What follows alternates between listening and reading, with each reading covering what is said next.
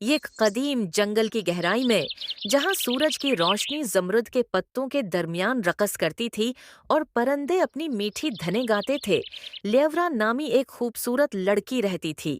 وہ اپنی بوڑھی ماں کے ساتھ درختوں کے درمیان چھپی ایک چھوٹی سی جھونپڑی میں رہتی تھی، جنگل کے پھلوں اور سرگوشیوں کی ندیوں پر زندہ رہتی تھی۔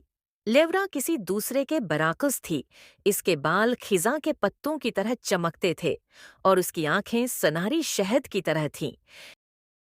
ایک صبح جڑی بوٹیاں جمع کرتے ہوئے لیورا جنگل میں پہلے سے کہیں زیادہ گہرائی میں بھٹک گئی۔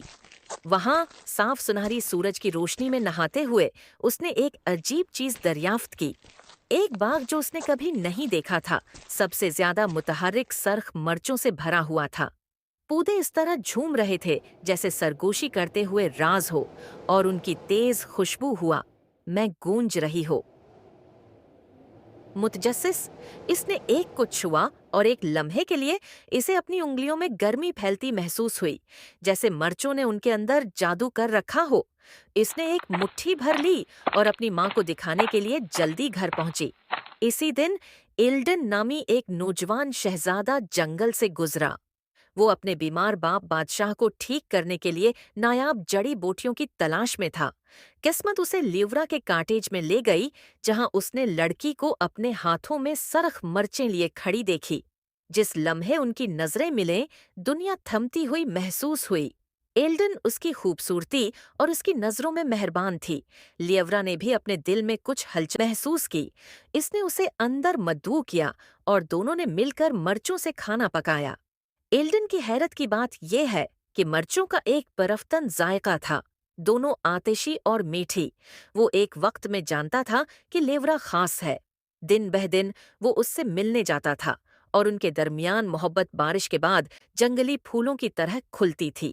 اس نے وعدہ کیا کہ وہ جلد واپس آئے گا اور اسے اپنی دلہن کے طور پر اپنی سلطنت میں لے جائے گا۔ لیکن ہر کوئی خوش نہیں تھا۔ لیورا کی بوڑھی ماں، جو واقعی اس کی ماں نہیں تھی بلکہ ایک جادوگرنی تھی جس نے اسے پالا تھا، رشک بھری نظروں سے اسے دیکھا۔ اس نے طویل عرصے سے لیورا کی جوانی اور خوبصورتی کو اپنے لیے چرانے کا منصوبہ بنایا تھا، اور وہ محض ایک شہزادے کو اسے چھیننے نہیں دیتی تھی۔ چنانچہ ایک رات خون کے سرخ چاند کی روشنی میں جادوگرنی مرچوں کے باغ میں داخل ہوئی اور ایک طاقتور جادو کیا۔ تاریک دھند چھا گئی اور زمین کانپ اٹھی جیسے ہی جادو نے زور پکڑ لیا۔ اگلی صبح جب لیورا اٹھی اور باغ میں قدم رکھا تو اسے اپنے جسم کو منجمد محسوس ہوا۔ اس کے بازو شاخوں میں پھیلے ہوئے تھے، اس کی ٹانگیں مٹی میں جڑی ہوئی تھیں، اور اس کے سنہرے بال جلی ہوئی سرخ مرچ کی بیلوں میں بدل گئے تھے۔ وہ مرچوں کا درخت بن چکی تھی، ہمیشہ کے لیے ملون باغ میں بند گئی۔ جب شہزادہ ایلڈن پہنچا تو اس نے لیورا کو پکارا، لیکن کوئی جواب نہیں ملا۔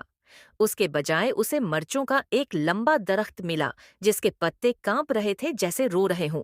اس نے درخت کے تنے کو چھوا اور ایک لمحے ہوں کے لیے اس نے اس کی گرمی کو محسوس کیا، جیسے لیورا ابھی تک وہاں موجود ہے، اندر پھنسی ہوئی ہے۔ مایوس ہو کر اس نے لاند کو توڑنے کا راستہ تلاش کیا، لیکن کوئی جادو اس جادو کو ختم نہیں کر سکا۔